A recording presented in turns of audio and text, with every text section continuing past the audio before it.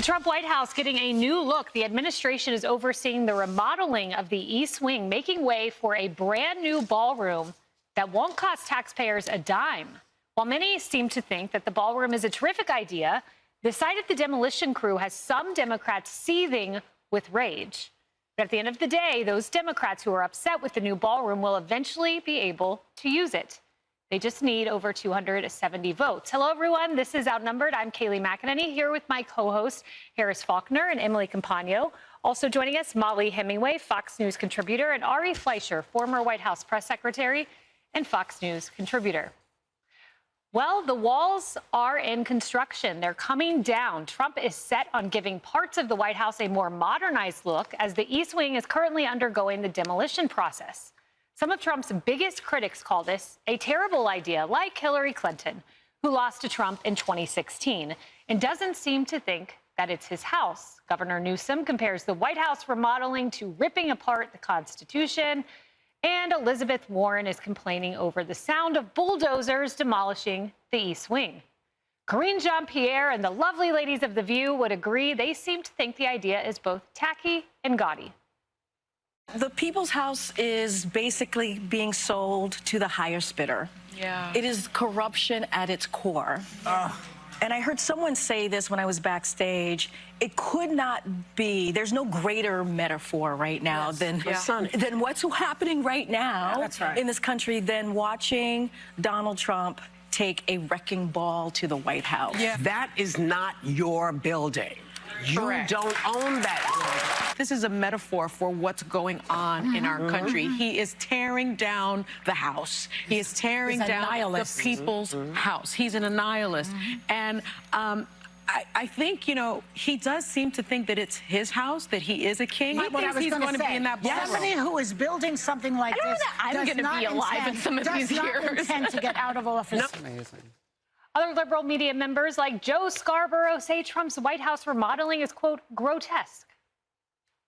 It's hard to believe that any president could destroy the White House and take a wrecking ball to an existing structure so historic. That is what's happening. It's grotesque. It's painful. I mean, this is historic structure. It's history being torn to shreds.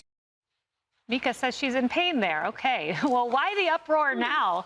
The liberal left wasn't this mad when past presidents made key White House changes. Let's revisit them. Teddy Roosevelt built the West Wing. Coolidge made his own renovations. FDR overhauled the West Wing. Truman gutted the whole White House. Look at these pictures. Nixon expanded a whole room for the press, and Ford installed an outdoor swimming pool. How dare they? But the left is mad at Trump building a ballroom. At the end of the day, the White House doesn't seem to care what the liberals in the media are actually saying. We're putting up our own money with the government is paying for nothing. You probably hear the beautiful sound of construction to the back. You hear that sound? Oh, that's music to my ears. I love that sound. Administration after administration have publicly and privately spoken about the need for a larger event space. So while many presidents have privately dreamt about this, it's President Trump who is actually doing something about it. Well, Ari, we just put up a few of the images. I'm also going to do this scroll. You can see all of the changes to the White House: 1902, building the West Wing; 1973, adding the bowling alley. The list goes on. We'll bring up some more pictures, but hey, who cares about the history? We just have Trump derangement syndrome. Yeah, I mean, the Democrats always look good in hysteria, don't they? Look, when I first saw the pictures, I do have to admit, it was a little jarring. You see destruction of an outside wall of the White House. My first reaction was, whoa. But then you think about it and you go, this is called progress. Anybody who's ever done a project, anybody who knows the history of the White House, the history of the Capitol, they just built a Capitol Visitor Center. Go back and take a look at the pictures of when they destroyed everything in front of the United States Capitol. Pedestrians couldn't walk there to build what's now a handsome visitor center. I predict to you that these Democrats who are criticizing the ballroom now, they can't wait to visit it. And so for all those former West Wing staffers who are now piping off, or members of Congress who say it's horrible, I challenge them. Never go to it. Once it's up and it's an accepted, beautiful, handsome, wonderful part of the White House that people look forward to and they brag, I got invited to the ballroom, don't go. Put your mouth or put your body where your mouth is and don't go. Yeah, no, and as we noted, Emily, they'd have to get the 270 votes unless they're invited by President Trump. You know, we have these images on the wall we're putting up. I also want to pull up just these close-up shots. And it just shows through history, Emily. You know, you have 1902, that's the West Wing construction, 1934, West Wing expansion, the list goes on.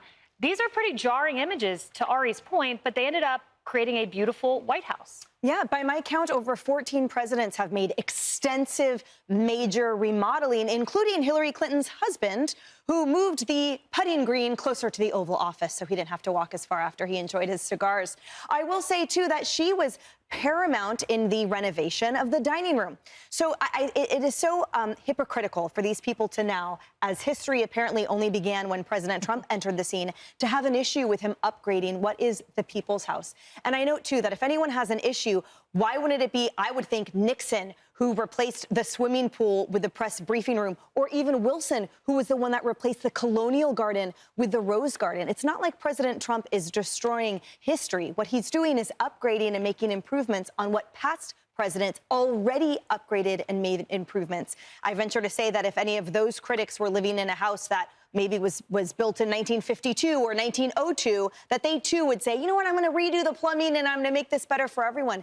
And the president talked about, too, the logistical snafus that I'm sure all the press is grateful for. Heels sinking in the grass and muddy suit pants and the like. It's like at a certain point, you have to sort of honor the purpose of, again, parts of the people's house to say, we're making it better and you're welcome. Yeah, I loved yesterday when he described the press standing in the Rose Garden. He's like, they like sink 5 or 6 inches down in the mud. It was hilarious. Molly, Emily mentioned Clinton, and I just want to remind viewers about all of the respect that Clinton had for the White House. Clinton okayed using Lincoln bedroom for contributors. CNN headline from 97. LA Times, Clintons began taking White House property a year ago, and then they returned $28,000 in White House furnishing. That's, of course, before we get to personal indiscretions, which we are too classy to put up. Yeah, I was really wondering why Hillary was not thinking about her own history and the history of the staff when they took all of the silverware and they had to return it. It is true that you should respect this place, and I don't think she or her people really did that, notable indiscretions in particular. But I think it is a really good point that the White House is not as elegant as a lot of European residences, and that's cool because Americans are more, we don't revere our presidents as royalty or anything like that. But it's also true that the White House could totally use some improvements. So they're doing this on the East Wing, which will enable a bigger space. But Kaylee, you and Ari know better than anyone that the West Wing could also use some improvements. So I hope that if not Trump, then his successor also thinks about expanding that West Wing so that it can be have the space it needs to do the work that's important there. Wait, you're talking about the flies that were the size of bats that used to fly around my press secretary office? Like maybe an exterminator first here. Those were reporters. Oh, yeah, that was Jim Acosta. Very nice. Yeah. All right. Well, they are redoing the floors. I saw it recently. It looks amazing. That marble will just like blind you. It's so gleaming. It's great. Look, nobody's talking about in 1817 when they had to rebuild the whole White House after the British troops burned it to the ground. Yeah. I mean, that was expensive. So I was looking at the money, and particularly the Rose Garden. And Jacqueline Kennedy is famous for spending the most money for cherished changes to it. She had a budget of $50 grand back then. That's $544,000 today, quickly spent on refurbishing the private quarters. So there was a lot going on in other presidencies, as you've shown with some of the pictures and all that. He's taking this, he says, out of his own pocket. Now, I don't see anything in history where people are writing their own checks. Maybe I missed that. Maybe they were. But nobody was talking about it. They didn't report on it. I'd be curious to know. And by the way, with the Clintons, did they write anything? Because I know their foundation was raising a lot of money. Oh, too soon? Yeah, they took the $28,000 that they had to return, taxpayer dollars worth of furniture. Trump is self-funding this. He also has some private donors, but no taxpayer dollars. So I think what the liberals are trying to say is thank you, Mr. President. Yeah. We will help them with that. President Trump is breaking ground on the White House Grand Ballroom this week. There's been a steady flow of criticism, though, for all the renovations. Our senior White House correspondent, Peter Ducey, is reporting live from the North Lawn with all of that. Hi, Peter. And Aisha, the funny part about this is we didn't hear much about preserving the actual facade of the East Wing until, of course, the walls started coming down. And now a quick sampling of some of the reaction from the left. Hillary Clinton says, it's not his house, it's your house, and he's destroying it. Gavin Newsom writes, ripping apart the White House just like he's ripping apart the Constitution. And then, on the floor of the Senate, Chuck Schumer offered this. What's galling is Republicans being okay with people like Kristi Noem getting a private jet, Donald Trump getting a fancy, expensive new ballroom, Argentina getting a $40 billion bailout, but then saying Americans don't deserve cheaper health care. That is what's galling. But the White House Communications Director Stephen Chung writes, construction has always been a part of the evolution of the White House. Losers who are quick to criticize need to stop their pearl clutching and understand that building needs to be modernized. Otherwise, you'd just be living in the past. His counterpart, Press Secretary Caroline Leavitt, says this. If you talk to journalists who have covered the White House for decades, as I do here every single day, they will also tell you that administration after administration have publicly and privately spoken about the need for a larger event space. So while many presidents have privately dreamt about this, it's President Trump who is actually doing something about it. And he is the builder in chief. And it's worth pointing out that the Democrats who are criticizing this ballroom project that is privately funded can use the ballroom themselves. All Democrats have to do is win the White House. Aisha? Oh, just a small feat. Peter Ducey, thank you very much. Liberals are waltzing themselves into peak derangement over the construction of Trump's big, beautiful ballroom. Hillary Clinton said, quote, "It's not his house, it's your house, and he's destroying it." Gavin Newsom twirled in next, saying, quote, "Ripping apart the White House just like he's ripping apart the Constitution." And Elizabeth Warren sent up a smoke signal. Never mind that Barack Obama built his basketball court, Richard Nixon rolled in a bowling alley, and plenty of other presidents did a little home renovation of their own. But President Trump adds a taxpayer-free ballroom, and suddenly the left's doing the meltdown mambo. Donald Trump wants to be a king. It's the best explanation for everything he's been doing just in recent days. Just look at what he's doing right now to the White House. It does, to me, when I look at it quickly, look like a Kim Jong-un propaganda video, right? Of, you know, when he does the nukes on Washington or whatever it might be. Yeah. There's something disturbing about it. This unprecedented moment is an apt metaphor. Trump's demolishing the White House as he also demolishes our country's constitutional norms and rule of law. A perfect metaphor for how President Trump is trying to just bulldoze his political foes. I tell you what I don't care about. I don't care about that damn ballroom. Exactly. I'll tell you that. If you thought that was deranged, MSNBC's Jen Psaki was making some truly despicable comments about Vice President J.D. Vance's wife, Usha Vance. Watch. I think the little Manchurian candidate, J.D. Vance, wants to be president more than anything else. Yeah. I always wonder what's going on in the mind of his wife. Like, are you Agreed. okay? Please blink 4 times. Yes. We'll come over here. We'll save you. He's scarier in certain Agreed. ways. He's smarter. In some ways. And he's young. And Jeff Daniels, yes, Mr. Dumb and Dumber himself, is clutching his pearls and unfortunately his guitar over Trump's meme machine. The meme that he had where he was flying with the crown and the, spewing excrement all over the people down below. The country, America. Yeah, he tried it. Would Lincoln have done that? This is a song I wrote called Crazy World, which is how I cope. This crazy world's gone crazy. Who am I to judge? It's nice to know in a world full of hate, there's someone out there still making love. Jessica, who out there is making love? Because all I hear in their private therapy sessions gone public is total hatred toward President Trump and a complete ignoring of history where at least 13 presidents did the same thing, some of them with taxpayer dimes.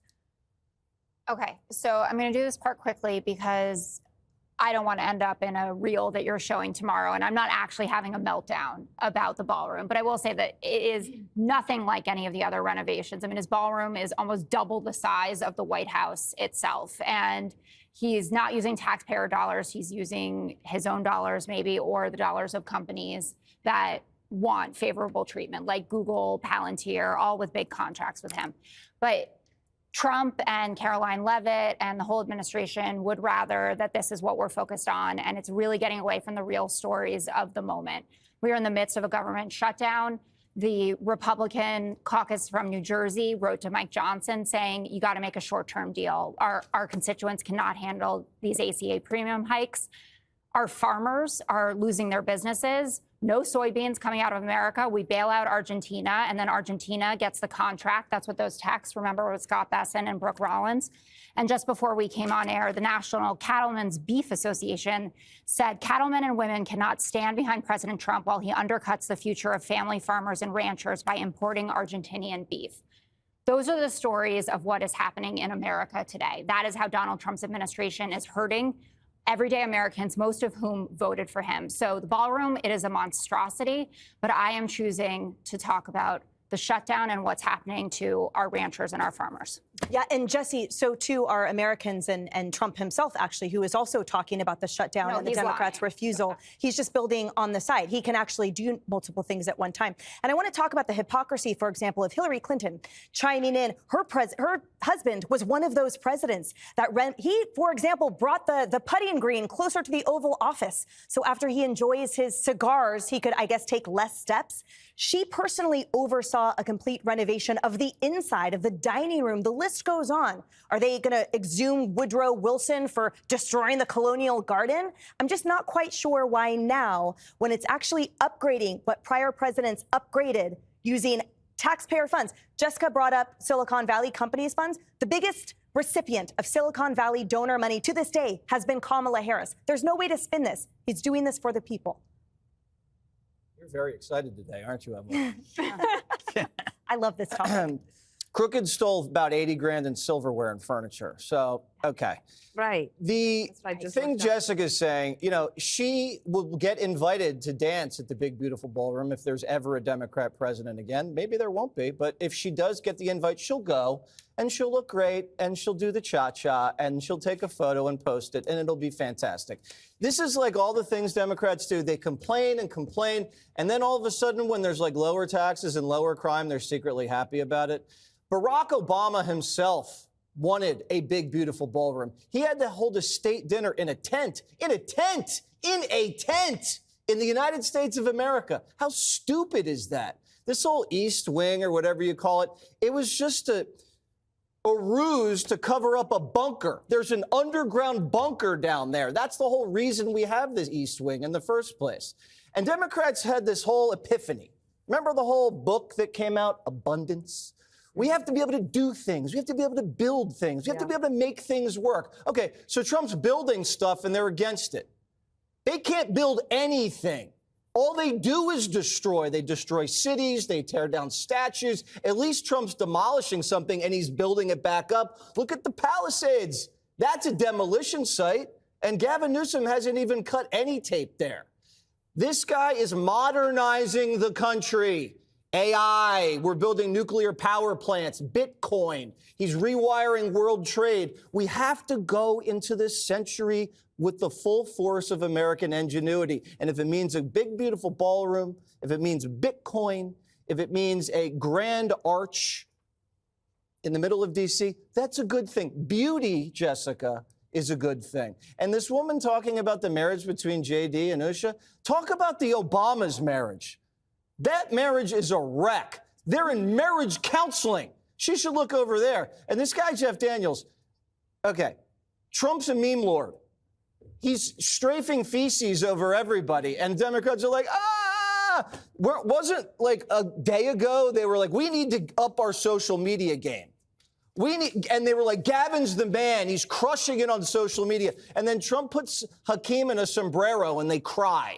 You know, he puts a funny thing out that breaks the internet and they complain. They bring out a 70-year-old actor to play guitar. Think about how that looks. It doesn't look good, and they're mad that he's having fun. I'm curious, Dana, because you being press secretary, a lot of Trump's improvements have been toward pragmatic improvements of the grounds. He talked about the people on the lawn sinking in, like he's making it a better experience for the vehicle that will drive, again, information to the people's hands. So are you supportive of all of those? I don't know. I'm pretty much a traditionalist all the time, but I do know that when your heels sink into the grass, it is embarrassing, and I do not know how.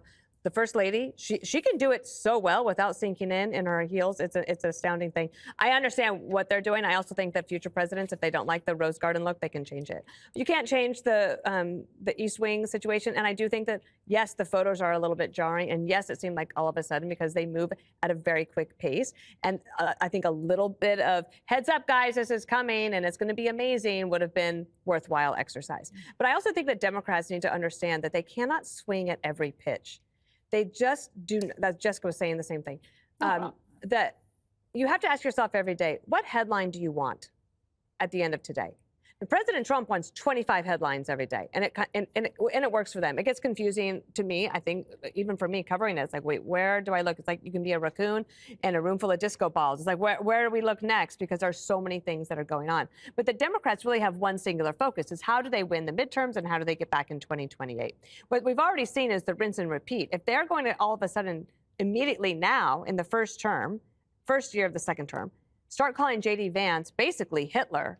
So we know that you're never going to move on from Trump, because they're going to try. It doesn't matter who it is. Jeb Bush could come back and try to run for president, and they will call him Hitler and try to tie him to Trump, because that's what they think is their ticket to ride. But it really has been their ticket to nowhere, and that's why they're not going to win. And I don't think they're going to win either of these gubernatorial races in the next 2 weeks. Wow, big prediction by Perino. I like that. I might be wrong about one of them. Greg, what do you think? Well, you know, I seem to remember under Joe Biden, we were dealing with different issues. I know it's crazy, but I seem to remember on this show and talking to people, we talked about crime. We talked about a broken border. We talked about transmania. We talked about the price of eggs and the price of gas. And we talked about a president who wasn't there. God, from 20 to 24, I wish we had this problem. I wish that we were sitting around talking about Joe Biden trying to fix up the White House rather than letting his son do lines off the toilet in the East Wing. Hillary criticizing someone for denigrating the White House. I mean, at least when Trump wanted the floor stained, he got a professional. And it's true, Trump is building a ballroom, but for Hillary's husband, every room was a ballroom. Yeah, you know what I'm saying, young lady? This is a press gimmick. When they focus on some ephemeral activity and they pretend it's the only thing happening. It's like, you know, doing a damning story on a fireman caught talking on his phone and leaving out the part that he had just rescued orphans and puppies from a fire. And he's on the phone calling his wife saying, honey, I adopted an orphan and a chihuahua. That part is not in the story. So instead they say, like, oh, they forget about what has Trump been working on? Well, the Middle East peace deal. That was just a few days ago. That was just a few days ago. He's dealing with, you know, Putin and Zelensky. That's tough work. He's got immigration. He's got the crime, the border, you name it. Jeff Daniels is right. Lincoln would definitely not release an AI meme. And also, Ben Franklin would never call an Uber. Thomas Jefferson would never post his orgies on Pornhub. No. That's for sure. It's amazing how Trump could take comedic actors, saw them there, and flip them into like these humorless gas bags where he actually goes on TV. That guy is a comedic actor, and he's as funny as shingles. You know, I think the issue is that these people, and I'll say everybody from De Niro to Jeff Daniels, they have a problem with Trump because he's real. He's not playing a role. These people find joy in their characters and being inside a character, but when they're not in it, they're detached. They're dissociated. You know, their reality and their thoughts and the world around them, they're not connected to it. Imagine your whole life where you're happier being someone else, and then you're faced with somebody like Trump, who's happy being Trump, and you don't understand it. It's like these are people that are just not comfortable when they aren't acting. That's what makes a great actor, is not having no self, not having a self. Anyway, that's my psychoanalysis for today. I'm afraid that's all the time we have. Emily, it's $300 and I'll take a check. Venmo on its way. It's not just ICE that the left and their Democratic puppets are resisting. They're resisting the results, all the results of the 2024 election. Those so-called defenders of democracy. The No Kings protesters have much more up their sleeves, apparently. The organizers got together for a planning call, and the angle was there for all of it. Y'all knew that just our mass mobilization wasn't going to be the end of this love story, that there was still more to do to see the work of making sure there are no kings in America through to fruition. So I know that's why you're here tonight. Okay. So what's next on the agenda? 2 words: mass defiance. The No Kings era is here, and it's defined by widespread mass defiance of this regime. How do we get there? How do we get to mass defiance?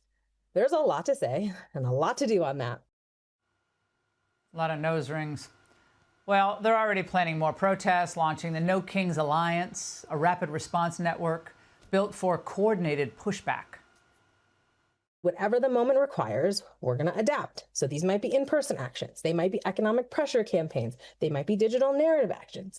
So stay tuned, and we'll have something for you every week. If we keep this momentum, we can make it impossible for anyone in power, in profit, or in denial to capitulate. And that is the task ahead of us. And back to you, Ash. Jiggy just dropped the mic on us real smooth like. I like the way at least she's reacting. It's not reading a script. I like that. All right, I love the narrative strategist, whatever that means. Here to respond, Eric Trump, Trump Organization, Executive Vice President, author of the new #1 bestseller, Under Siege, My Family's Fight to Save Our Nation. Congrats on the #1, Eric. This is wild, okay? They are planning. They're not planning about how to grow the economy or to stop crime or, do all the things for the inner city. They're planning defiance. Of course they are, Laura. They're not serious people. I mean, look at your clip that you just played 2 seconds ago. They're dressed up like frogs. They're dressed up like dragons. They're walking around. They're in tutus. They're in yellow shirts. They're dancing like clowns right there. I mean, the other clip is even better, where they're literally in costumes. They look like they're in Disney World. These aren't serious people. Let me tell you who's serious. My father is serious. He wants to clean up the streets of this country. He wants no crime. He wants the lowest taxes. He wants the best energy independence. He wants peace around the world, as you got in the Middle East last week. He wants peace between Russia and Ukraine. He wanted peace between India and Pakistan, which he got. He wants the greatest economy ever. He wants inflation all the way down, which has already come all the way down. He wants the lowest interest rate so people can actually buy and afford homes. He wants to fund the police. He wants to have the greatest military in the history of the world. He wants America to be respected. He doesn't want Washington, D.C. to be the murder capital of this country, or Chicago, by that matter, which have both been Democrat-controlled cities for the last 100 years. My father wants great things, including making an incredible ballroom at the White House, right? And all of these people want to do is be anarchists. They want to do anything they can because they literally have no leadership. They have no message. They have no platform. They lost in the most embarrassing way when they not only lost the popular vote, they lost every single swing state. Every state in our nation went to the right, including Miami-Dade, by the way, which was lost for the first time in 37 years by these people and by 11 points.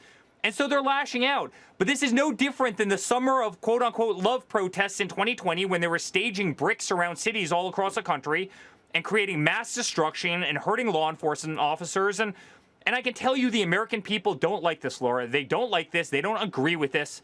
They love my father, which is why he got voted in so overwhelmingly. And this is only going to backfire on these people. This does not resonate with the average U.S. citizen at all. Yeah, well, I think that, your book had the word siege in it. Right? You're under siege.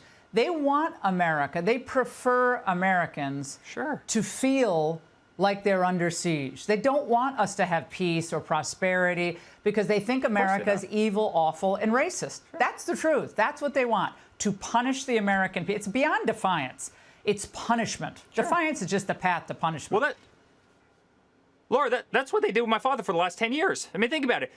They went after him in every single courtroom. It was 91 indictments, every single gag order, taking him off of Twitter, Facebook, Instagram, weaponizing the IRS, releasing all his tax returns to the New York Times, making up the dirty dossiers against my father, subpoenaing me 112 times, the most in American history, debanking us, deplatforming us, making up the Russia hoax, taking him off the ballots in Maine and Colorado. I mean, where do you want me to end? I could go on for another 20 minutes as to what they want to do. They will use every tool in their war chest to try and hurt, to try and use any legal or illegal advantage they can conjure up. They will weaponize the DOJ. They will raid our homes, as we saw them do to Mar-a-Lago. Yeah, Eric, it's worse than that now. They're referencing the Holocaust, as Pritzker did today. They're saying that other people have guns out there and basically implicitly threatening ICE agents. This is now beyond weaponization of DOJ. This is implicitly and sometimes explicitly calling for the injury, harm, and death, as we saw what happened with Charlie Kirk, the death of people they disagree with. That's where this has gone. Eric, last word. Sure. Does that surprise anybody after the death of Charlie Kirk? Does that surprise anybody as they tried to blow my father's head off on a stage in Butler or tried to kill him in West Palm Beach? Does it surprise anybody as they've labeled us as every negative word they could have possibly labeled us over the last 10 years? As Zionist, sexist, racist, homophobic. I mean, they've done this. They've played identity politics. It's the only game they know because their policies stink. Their policies are no good. They've got no leadership. They don't connect with the American people. So they have to go out on the streets and act like clowns. It is the siege I talked about in the book. And Laura, it's not working. Eric, I think people want to live in peace and have prosperity, maybe, heaven forbid, go on a vacation every now and then, see their kids grow up in a safe community. That's what people want. That's what the Trump administration is trying to deliver here. Eric, congrats on the #1 New York Times bestseller. Good job. Well, nationally syndicated political reporter Selena Zito posting this on X. Media was so enthralled with Jackie Kennedy's White House restoration, they actually televised it. Please try to know U.S. history better. Selena joins me now. Selena, I thought your fact-checking was so on point because you were fact-checking Maria Shriver on X, who was heartbroken over this demolition. And she should really be the last person to speak because Jackie Kennedy, as you say, I mean, did so many renovations at the White House. Yeah, Jackie Kennedy did a beautiful restoration of the White House. And in her long-term plan was to put in a ballroom. Unfortunately, as we know, the president died while he was in office, and she was never able to fulfill that dream. But the media attention when she did it, and I don't have a problem with it, was that she gave a White House tour. I'm old enough to remember it, and she won an Emmy for it. And I think the larger problem within, not just within my profession, but also just with people that are, as they said, clutching their pearls, is they don't have historical context. And I think that's really, really important. Almost every president has done some sort of restoration. And it's not as though President Trump is going to take home the White House when he leaves. This is something that is everlasting until it needs a renovation. And so it is a generous gift, something that is coming from donors. I think he's donating himself. And it's not that as though he touched the original structure of the White House, which, by the way, other presidents have done. This is a wing. It is the East Wing facade, which was built under FDR for the First Lady, to have offices. And it's not that hard to just Google it. If you didn't learn it in school, then just Google it. And this is who President Trump is. I mean, he is a builder and he loves beautiful things. I'll remember this very vividly when leaving the U.S. Steel plant in West Mifflin, Pennsylvania, and we're driving around the big urban works, and I'm sitting beside the president, and he looks up and it's kind of rusty, and he goes, I know some really good silver paint that they could use to make that look better. We've seen what he's done with the Oval Office, too. I mean, he always has his eyes on, he's such a visual guy, and he's always looking at what everything looks like. We like facts around here, so we dug up the facts, just as you have, because you're now our White House historian. These are the previous renovations done to the White House, and it goes all the way back, Selena, to the 1900s with Teddy Roosevelt when he built the West Wing. Then William Taft came along, remodeled the West Wing, and constructed the Oval Office. Jackie O, we just talked about. Kennedy with the Rose Garden. Nixon actually replaced the indoor swimming pool and then added a bowling alley. And then we all remember this one. Barack Obama built that basketball court, which, by the way, I don't know too many presidents that have invited other world leaders to the basketball court to talk diplomacy. And then President Trump with the Rose Garden and Grand Ballroom. And that's kind of the point of all of this, is that what the president is doing will actually be used, you know, to entertain perhaps world leaders in the future, whereas a basketball court or a bowling alley doesn't do that. No, those are very limiting and a little bit selfish. Ballrooms are grand. They offer the opportunity, you know, oftentimes diplomacy is done in that kind of setting, as opposed to in the stateroom. And so, you know, it only makes the White House better. And you know, if you don't like President Trump, there's plenty of policy things you can differ with him on.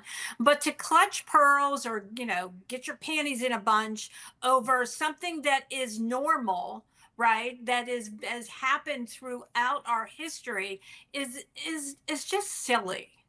I wouldn't be surprised if, you know, the next Democratic president comes in and takes this as a, you know, an opening that they'll do something, and then we'll all be talking about that day. But I can't imagine this is where it ends with a President Trump renovation. Selena, always good to have you on the show, and thanks for that history lesson. I learned a lot.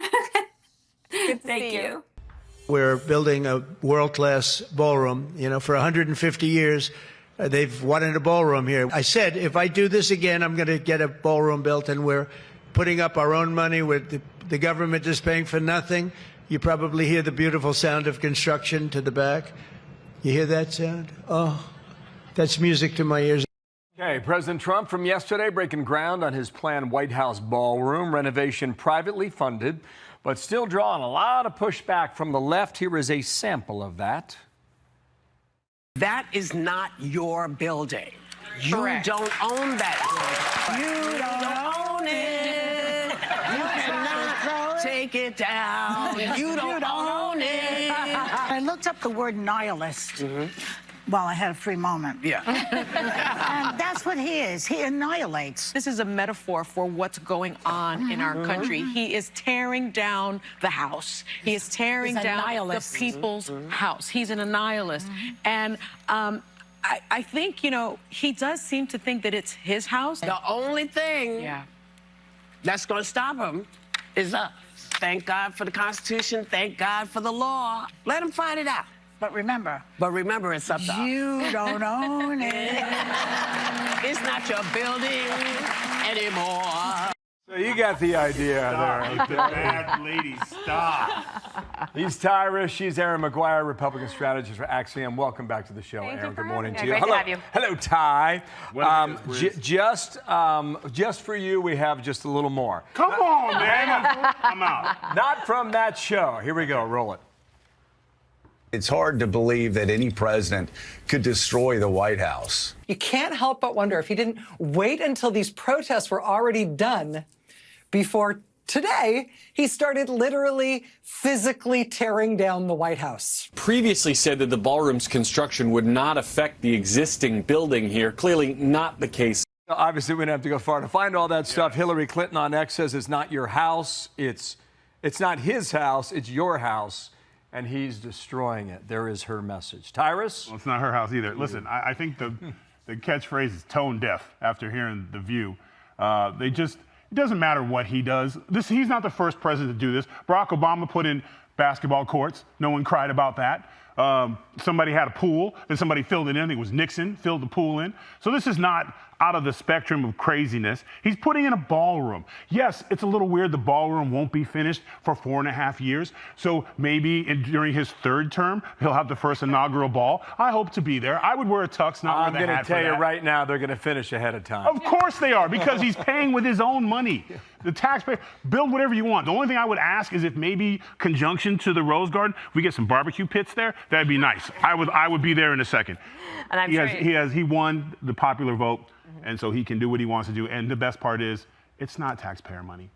Right. I think, Aaron, one of the things for me is I believe in the ounce of prevention type of communications, right? So like, just like a little bit of heads up, like, by the way, guys, you're going to see something that might, just so you know, this is the plan, this is what we're doing. Might be a little jarring at first. You might like be a little freaked out at the moment, but this is where we're headed. I completely agree with you. Even the tiniest bit of heads up for the White House press corps so that it wasn't leaked or tweeted photos really could have mitigated some of this blowback. Don't get me wrong. Democrats will continue to be blowhards on this issue. That won't change. But Donald Trump is the builder in chief. Why is he not out there in a hard hat throwing around a sledgehammer, driving one of these backhoes and doing some of this? Oh, I'm not sure the U.S. Secret Service would approve. I mean, hey, this is the president. I'm saying get in on this, be part of it. This is an exciting advancement for the White House property to be able to be used by a president. This is great. Get out there. I think it's just a question of time, right? Right, yes. I mean, we saw him on the North Lawn looking for, the flag poles. We saw him on the roof looking at the executive office building across the way. Here's the thing, man. Once they build the ballroom, the best part is all the people that talk trash about it don't get to come to it. So it's gonna be great. So I'll just be I'll be the belle of the ball.